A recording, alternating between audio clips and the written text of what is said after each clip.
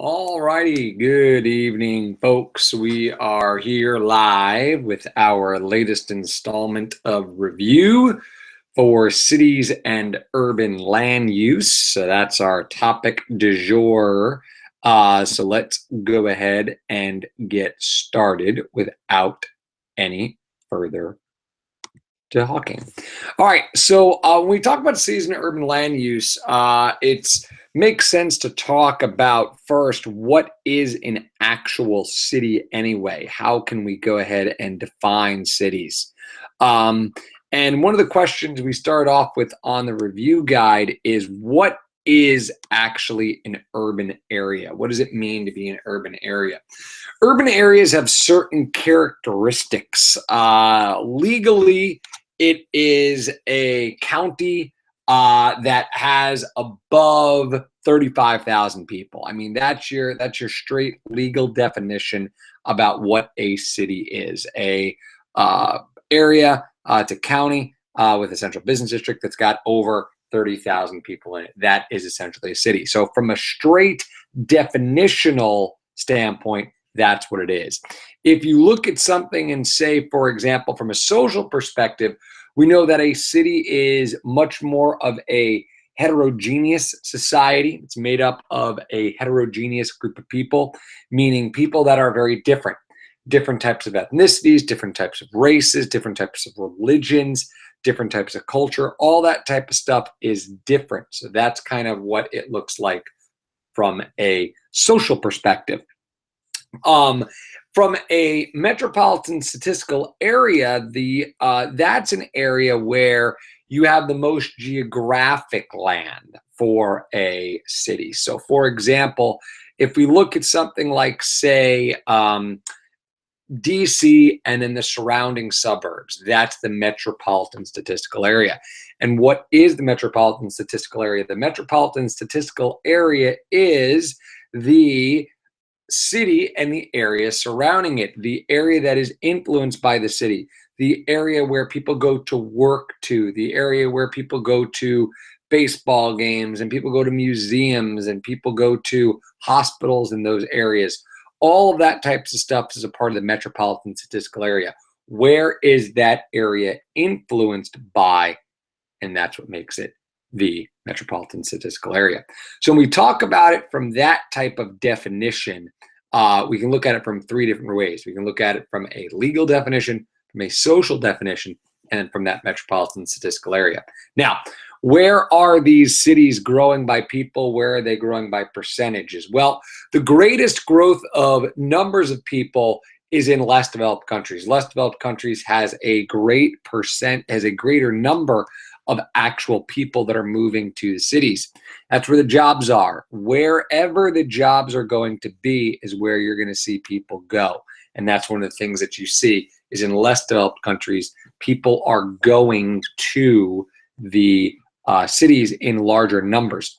Also makes sense because remember we were talking about this when we were talking about our population unit, that there's higher birth rates in less developed countries. So it would make sense with the less birth rates in less developed countries, or the greater birth rates, that you're going to have a greater number of people that are going there. In terms of a percentage, of course, it's your more developed countries because we already have a large percentage of people in our cities, and the suburbs keep getting bigger and bigger.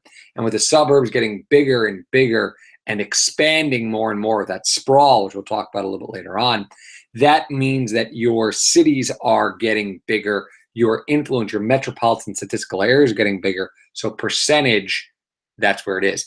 America's got like something ridiculous, like I want to pull a number and say like 92% of people live within a 50-mile radius of a city, which is considered, essentially for the most part of the metropolitan statistical area. So that's one of the things you see with that. So there's different ways that you can go ahead and define cities. Let me go ahead and take a swig of my Snapple here.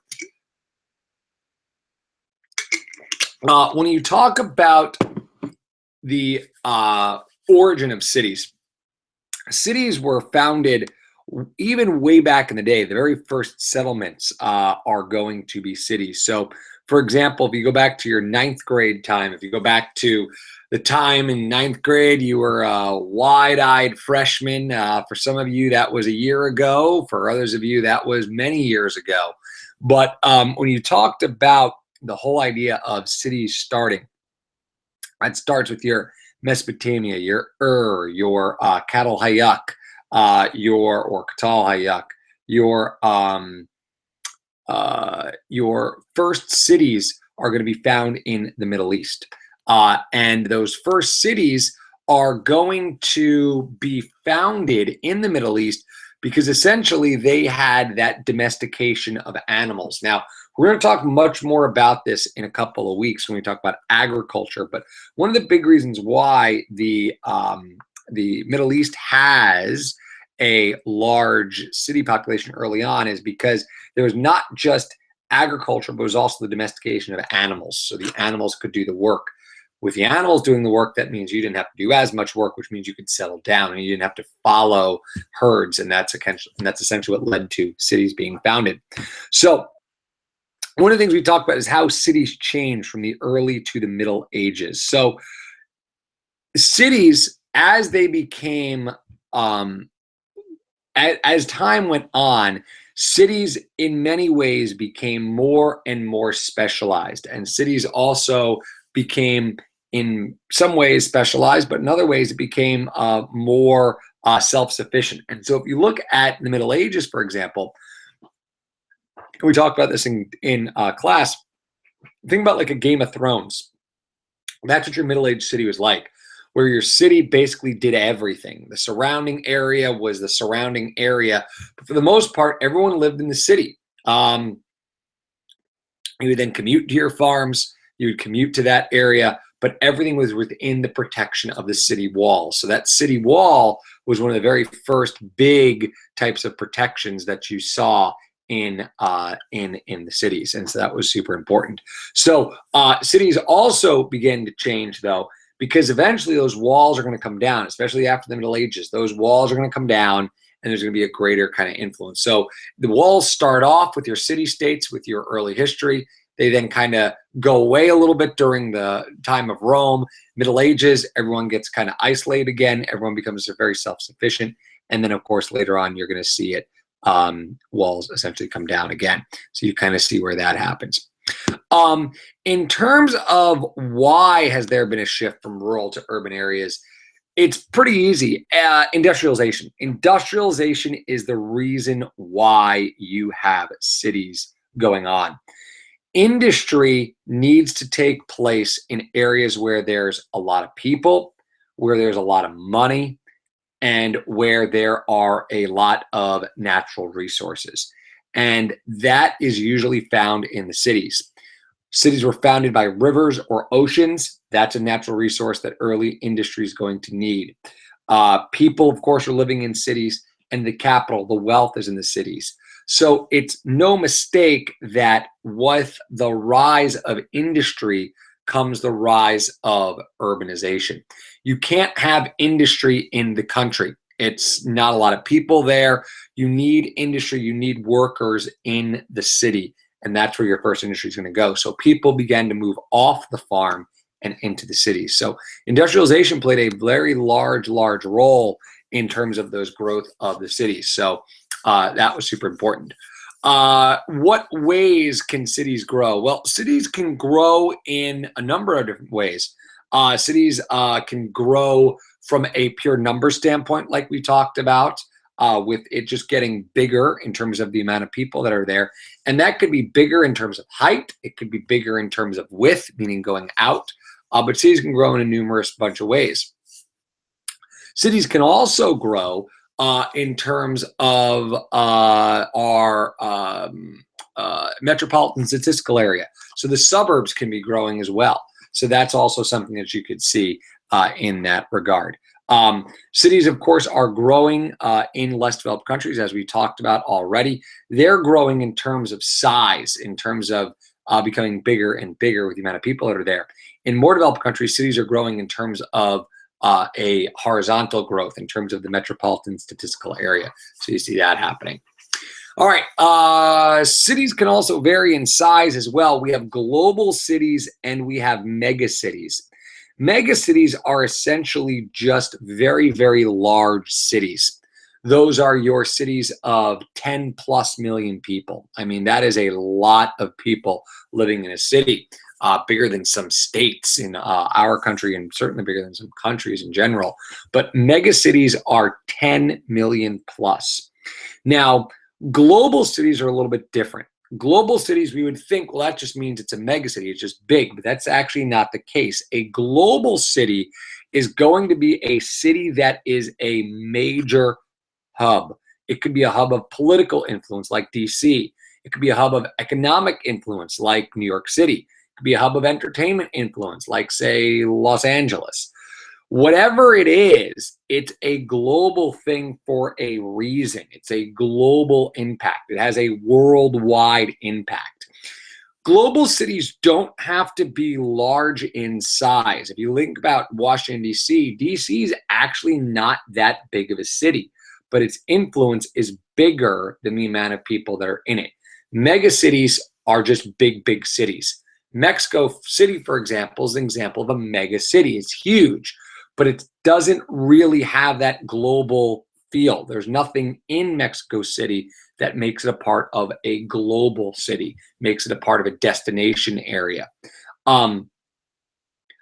It might be the head of the Latin American area, but in terms of a global city, it's really not. Now, Tokyo kind of is both of those. Tokyo is an example of a mega city, huge, 8 million people in the actual city, a couple million more on the outskirts of it, but it's also a global city as well. It's the leader for years in the Asian realm. So that's something you see happen as well. So global cities and mega cities differ. And what you're going to see happen is services are going to be different depending on what's going on. A mega city is just going to have essentially a lot of goods and services. Global cities might have specialized goods and services that people are actually coming to from all over the world to experience that. And again, you can see that with things like New York, things like DC, things like Los Angeles, for example. So those are some things to think about in that regard. How are urban cities typically organized? Well, as we have talked about, everything has a central place theory. Your central place theory is key to understanding cities, because your central place city is going to start with a central business district. And a central business district is that area of the city where you have a lot of business, a lot of development going on there. You have a lot of that. The central business district is the major hubbub, if you will, the major hub of that particular area. Now, DC has a central business district. Springfield has a central business district. Any area will have a central business district. No matter how big, if you think about New York City, they have a central business district. No matter how small, the small rural towns in America, they have a central business district. It might not be large, it might only be 2 or 3 stores, a gas station and diner, but that is their central business district. Now, central business districts, they vary in size, of course, as I just mentioned, but some of the key hallmarks that central business districts have are a area in which people are going to flock to, an area that people are going to go to. And one of the things that is a part of, one of the other things that's part of the central business that's other part of the central place theory, is threshold and range. And we talked about threshold and range with talking about how far people are willing to travel, where people are willing to go, all that type of stuff. And if we think about the central place theory, we have to think about our ideas of schools. And the range of an area, the range of a business is how far you are willing to travel. And if you think about the range of a high school, the range of a high school is much bigger than the range of an elementary school. An elementary school has a very small range. People don't travel very far. Most people can walk to their elementary school without having to take a bus.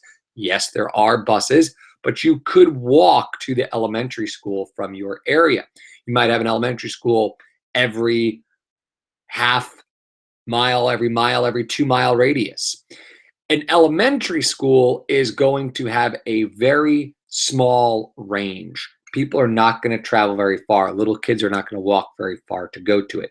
It also has a low threshold as well, in the sense that you're not going to have a large population of students there, certainly not as large as a high school.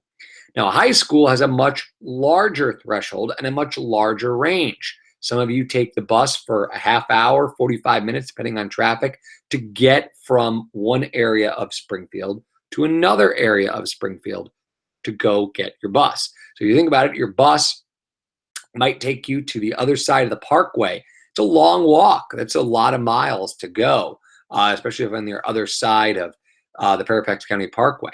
So that is a larger threshold, a larger range, excuse me. But it's also a larger threshold as well, because high schools are going to put more people in them. West Springfield has a population of about 2,100.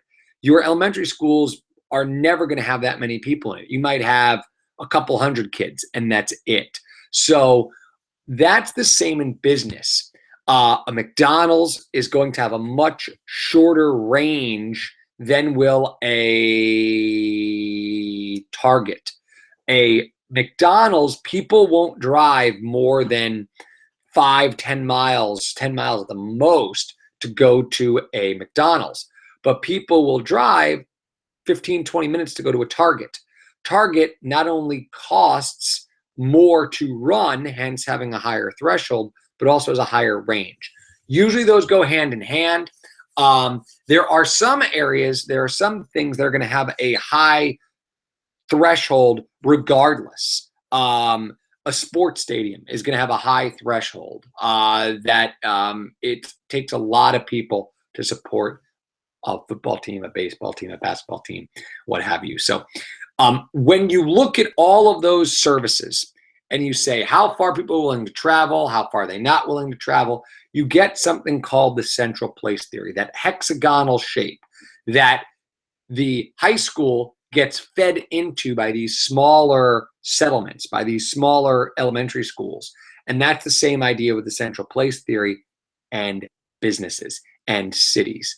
The central place theory is going to state that your city is going to be the central place. And on the outskirts of that, in the hinterland, you are going to have smaller settlements that will have smaller thresholds and smaller ranges. So in the city, you might have a hospital because all the people from the hinterlands are going to go there. But a smaller settlement's not going to have a hospital because A, it might be too far away from other settlements, B, they don't have the number of people to support it. So that is what you see with that. So that's your threshold and that's your range. A lot of important stuff there. We spent a lot of time talking about that and all that work. Our next question there has to do with the gravity model impacting organization. A reminder about what the gravity model is. The gravity model states that the bigger an area, the larger that influence is going to have. DC has a larger influence than Fredericksburg does. So people who live equidistant between Fredericksburg and DC are more likely to do something in DC than they are in Fredericksburg. But as you get further away, that big area starts to have less impact. And it's exactly like gravity in terms of the gravitational pulls. As you get further away from the Earth, the gravitational pull of the Earth is going to be less and less. The Earth's pretty big, so anything that's close to it's going to suck it all up. Anything that is close to DC is going to be sucked all up into DC in terms of influence, people going there for events and so on and so forth. But as you get further from DC, that gravity model starts to take effect and people will go to another area depending on how far they ultimately get to. So the gravity model sucks everything in if you're close, but as you get further away, you start to see that influence go away. Very similar to the distance decay model that we spoke of earlier in the year. But if you have two areas, the bigger one and the closer one is going to be more influential. That's your gravity model. All right. Our last thing in that little subsection there is the difference between the rank size and the primate city rule. The primate city rule essentially states that if your country has one city that is so much bigger than all of the other cities in your country, you are following what's called the primate city rule. So, for example, if you have a country of, let's say, 30 million people and 15 million people live in one city, and all of the other cities have less than 5 million people in it, that's an example of your country is a primate city rule, meaning that that one city, that 15 million plus, is so important that pretty much everybody goes to that city. That city is going to be probably your capital city. It's going to have all of your economic structures, all of your political structures, all your social structures. Everything's going to be in that city. And in some ways, that's good because you have everything there.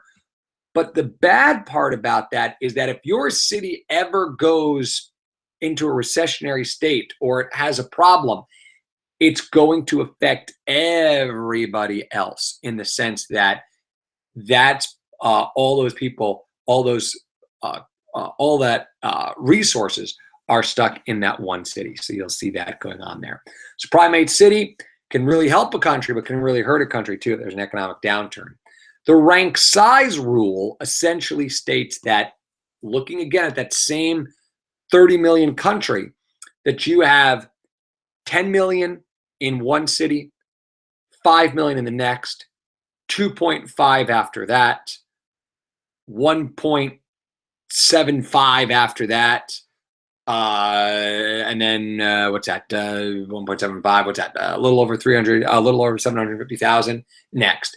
The idea is that the cities follow a half rule, that you're going to have one half the next, one half the next, and so on and so forth. That's the rank size rule.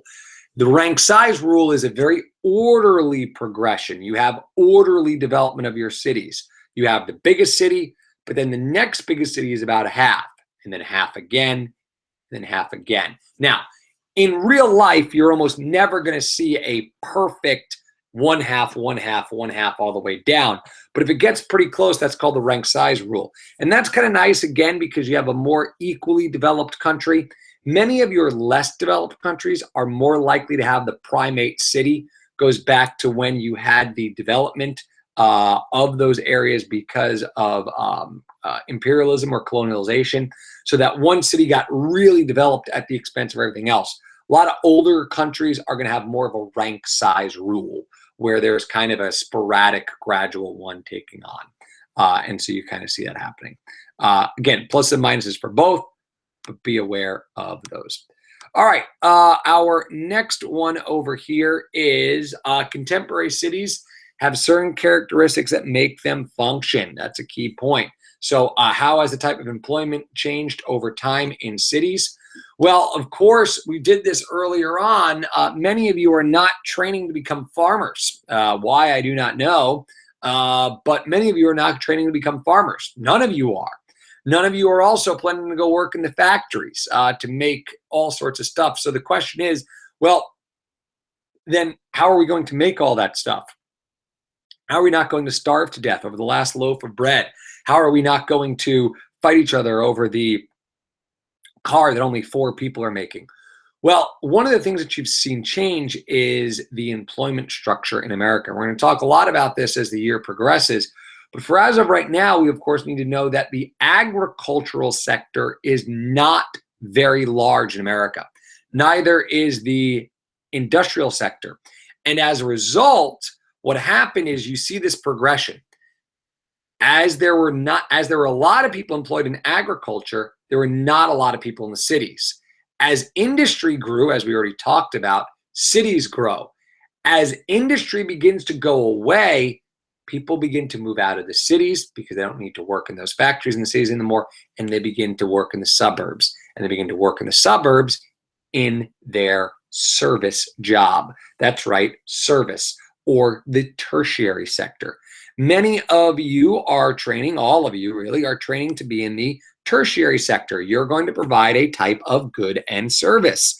You can maybe work for the public. Maybe you're going to be a person in the military or a police officer, or maybe you'll work in customer service where you're going to work maybe in retail or in the restaurant business, or maybe you'll work in the business side of it where you're going to work for someone that maybe you're going to be a lawyer, or you're going to be a stock analyst, or any of those types of things. As those service jobs are more and more available, those service jobs, you can be in a lot of places. Yes, there are in some jobs that will continue to thrive in the city. Business sector jobs like stock market jobs, financial jobs, lawyer jobs, a lot of those are going to be in the city, but a lot of those other jobs don't require you to be in the city. So you see that happening as well. So as people became more involved in manufacturing, cities grew. As manufacturing gave way to services, not only did the manufacturing jobs leave the cities, but the people left the cities for the suburbs as well for their service sector jobs in the suburbs. Demographics of cities have changed a lot over time, as have the social structures changed. The earliest people, again, who went there were your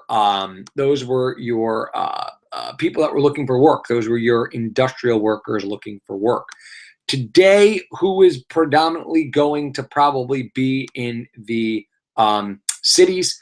Today, you're going to see in the cities, typically in America, your lesser well-off people. Socioeconomically, not as well off. Your lower class and low to middle class people will be in the cities.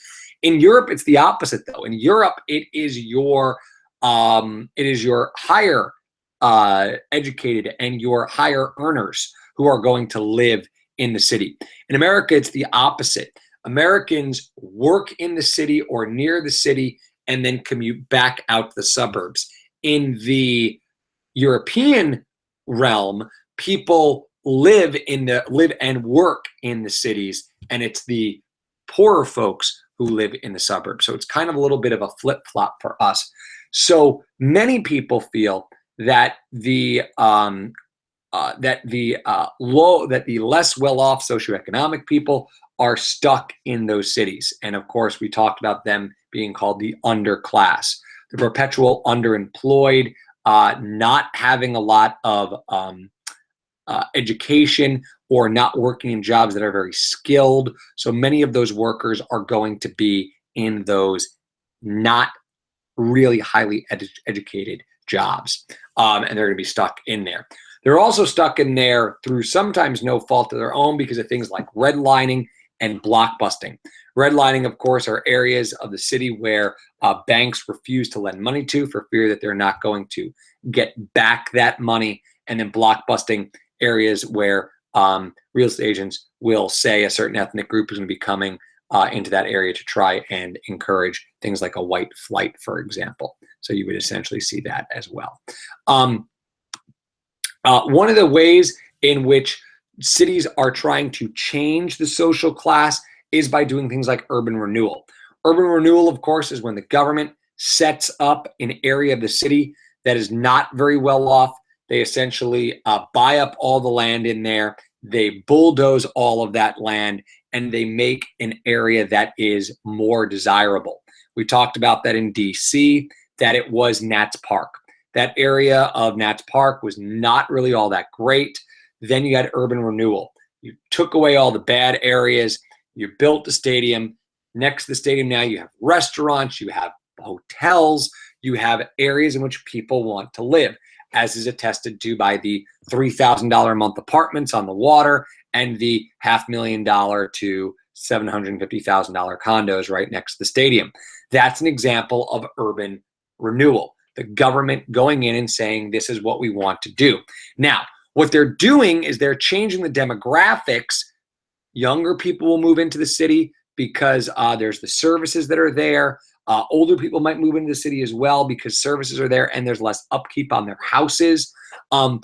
But who's kicked out? It is families that are kicked out because they can't afford to live that area anymore. And it's typically your underclass. It's typically your folks that are not as well off. Minorities, unfortunately, are going to be ones that are going to be kicked out of there. The less severe one, but still a changing social structure, is going to be your gentrification. Gentrification is when typically white middle-class families or white middle-class people are going to go to an area of a city that might not be all that great. They're going to invest in their house. Things will gradually change, and the price and the land values will go up. Gradually, the minority group will be forced out, and essentially that area will become gentrified, or essentially more white. Now, remember the big difference between gentrification and urban renewal.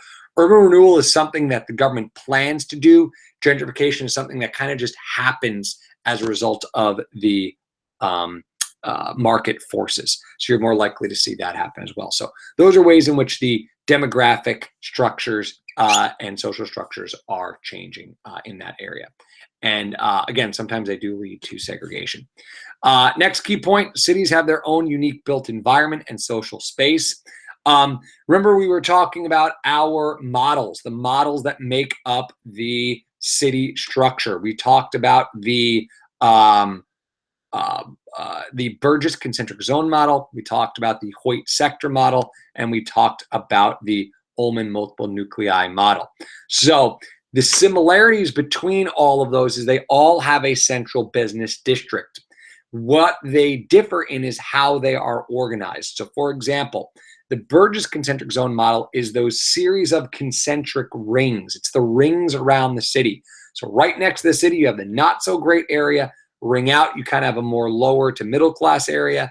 Then you have the middle class area in the next ring. And then the final ring, of course, you have the highly desirable area. Now, what happens?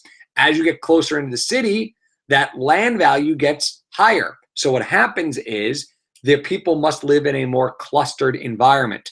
As you get further away from the city, the land value goes down, and then people live in a more dispersed environment. So usually it's going to be your wealthy are living in a more dispersed environment way outside the city, and then inside the city, you're not so well off. People are going to be living in a very clustered lifestyle. That's your concentric zone model.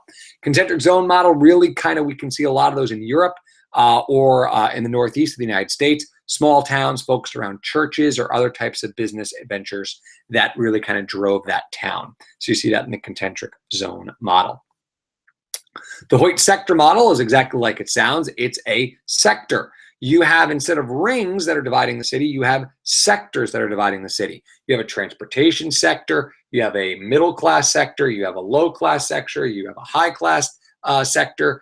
You have all of those areas that are sections of the city. Now, we call the sector model a sector model thanks to when there was a, thanks to the fact that the imperialization and colonization, you had cities that were set up to benefit the mother country. So you had transportation lines in and transportation lines out. And that was what made the sector model a sector model. A lot of Latin American countries, a lot of Asian countries are set up like that. So those are your different forms of that. The multiple nuclei model is more of your newer cities, more of your rapid growing cities. The multiple nuclei model says that cities are more than just one central business district. Cities have different areas. They have different hearths. They have different lights. And so what you see is you have the central business district in one area. Then on the outskirts, you might have a second central business district. And those are for your newer and faster growing cities. Now, we talked about DC. If you think about it, DC might be able to kind of fit either in that sector model or that multiple nuclei model. But do know that it depends on how you interpret it. All of these cities were meant to interpret Chicago. That's one city. Yet people could look at it and say, oh no, there's three different ways. And that's okay. There's going to be different ways you can use to define it, as we did in class. So that's one of the things we talked about as well. All right. How has transportation to and from the cities changed? That, of course, has changed because public transportation is now not nearly as dependent upon. Americans are selfish. We like our own independent space. Back in the day, the suburbs were as far as the streetcar went. Then it was how far the train went. Today, it's how far the car goes. As the government has built more and more roads, it has, in essence, encouraged, whether it wants to kind of acknowledge it or not, it has encouraged people to use their cars. Now, most people are going to use their cars. You do see subways growing throughout the country, but for the most part, people are still using their cars, which leads to traffic jams, rush hour. I don't have to tell you about that. We are the worst rush hour in the country because of all of our clustered people and our large population in a small area down here. So we kind of talk about all that type of stuff. How have urban areas politically organized? Well, of course, we talked about the metropolitan statistical area already. That's that city and the surrounding area. The consolidated metropolitan statistical area is when you have two metropolitan areas that are close enough to begin to overlap. Baltimore and Washington was what we talked about. When we talked about the overlapping metropolitan statistical areas of the megalopolis, right? Those connected, consolidated metropolitan statistical areas where one runs into the other, which runs into the other, which runs into the other. Urban planning and design. You have suburbanization, of course, has grown, as we've talked about. They try and limit that through that suburban sprawl that we left off class with, talking about that suburban sprawl, which continues to just grow and grow and grow. If you think about it, suburban sprawl in DC goes all the way out to Leesburg and all the way out to Ashburn. People will commute every day from Ashburn to the city. That's a far drive to make. That's a great example of suburban sprawl, that the suburbs just continue to grow and grow and grow. And that is part of the fact that it's a poor urban planning and designing, because the urban areas are kind of stuck, so you have to have the cities grow from outward. What are the patterns of race, ethnicity, gender, and class in cities? I think we talked about that already with gentrification, the underclass, and city problems. So I think we talked about that. We talked about the difference between European cities and U.S. cities. U.S. cities more likely to have your poor folks in the cities. European cities are going to be outside of them. Why do cities experience uneven development, gentrification, ghettoization? We talked about this from the idea of urban renewal, redlining, and the underclass.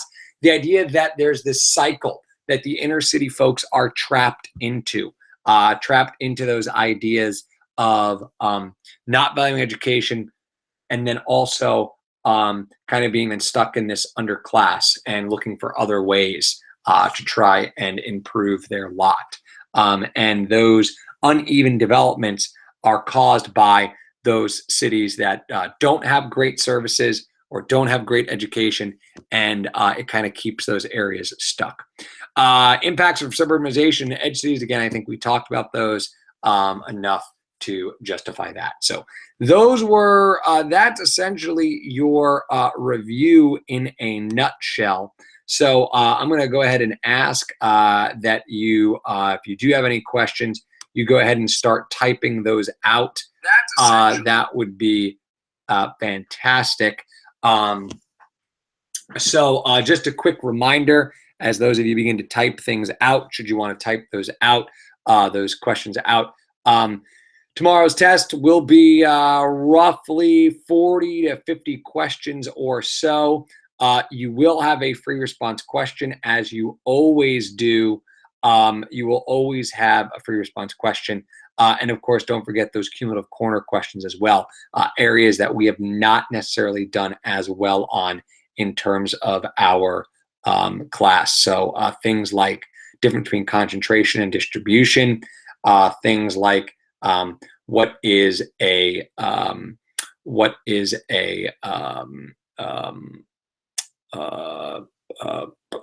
demographic transition model. Talked about that a lot as well in our last couple of units. Push and pull factors for migration, kind of those big topics that we've talked about these last couple of situations. So those are the things that we are looking at in that regard. So questions, if you have them, now is the good time to start asking them, and I'll run through these questions. Kareem asks about redlining. What is redlining? Redlining is the areas of a city that banks will not lend to for fear that they're not going to get their money back. Redlining is something that is done to essentially try and make sure that the banks are going to maintain their money. But the problem with redlining is that people then that live there can't improve those areas. So the idea that people maybe perhaps want to improve their areas through redesigning their houses, that doesn't happen because of redlining, because banks don't lend money to those people. Can there be multiple CBDs in the multiple nuclei model? Yes, there can be multiple CBDs in the multiple nuclei model, because each area is going to have its own little specialization. So there's not a transportation sector per se in a multiple nuclei model, but there's an area of the city where you might have a congregation of industry, or there might be an area of the city where you have a congregation of wealthy people, or you might have an area of the city that is a congregation of not well-off people. It might not follow a pattern, but you have different areas. So in that area that's well-off, you might have lots of amenities, things like maybe a zoo or a park or a library. Areas that are not well-off, you might have like warehouses or industry over there for people in that area to work at. So different CBDs are going to be a part of the multiple nuclei model. Usually you're going to see smaller CBDs as a part of the multiple nuclei model. There is one overarching CBD in a multiple nuclei model, but there can be other smaller CBDs as well. As is the case if we think about DC, Tyson's is a part of the DC metropolitan statistical area. And of course, it has a, of course, we will have to have a separate area, an outside area for the central business district. Tyson's too, for example, as we talked about. Tiffany asks, will we have to determine the model that applies to a given city on the test? If you do have to apply the model, it will certainly be very clear to say if that area is a concentric zone model, a Hoyt sector model, or a multiple nuclei model. Kareem asks, what is an example of a place with a primate city? Mexico is a good example of a country with a primate city. Mexico City has 10, 12 million people in it, and the next largest city in Mexico City after that is only about 4 or 5 million people. So Mexico City is the major city in Mexico, pretty much bar none, pretty much higher than anything else. So that's a good example of a primate city in that regard. The US, for the most part, actually has a rank size rule if you kind of trace it out for the most part. And again, a lot of other European cities, Germany, for example, has got a really nice rank size rule that it follows, which is kind of cool. All right, so go ahead and get those questions in. We officially have about 12 minutes left, but don't know if we'll go the full length of time if people don't have the questions that they have with that. So give you another minute or two to keep on asking those questions. But if there are no more questions in the next minute or two, we'll go ahead and shut down our review session for the rest of the night. So go ahead and take a minute or two. I'm gonna take a swig of Snapple over here.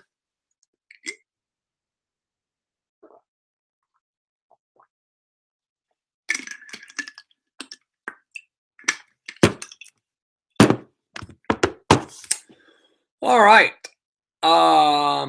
Doesn't seem like we have any additional questions. So then we are going to go ahead and, Tiffany got one last one in here. Example of a place with a concentric zone model. The city of Berlin kind of has a concentric zone model. Another area that might have a concentric zone model would be, let's see, London has a pretty good concentric zone model as well. So those are two good examples in there. Kareem asks, do we need to know about the enclosure movement? You should know about the enclosure movement and its effect on moving farmers off of the farms and into the city. So it was another reason why industrialization, another reason why, excuse me, the urbanization grew in the late 1600s and early 1700s. All right, we are going to go ahead then and shut this bad boy down. Enjoy the rest of your evening. Don't forget to study for that. And of course, you can watch it on demand anytime should you feel the desire to. So with that being said, we'll go ahead and shut this down. Have a wonderful rest of your night, and we will catch you down the road.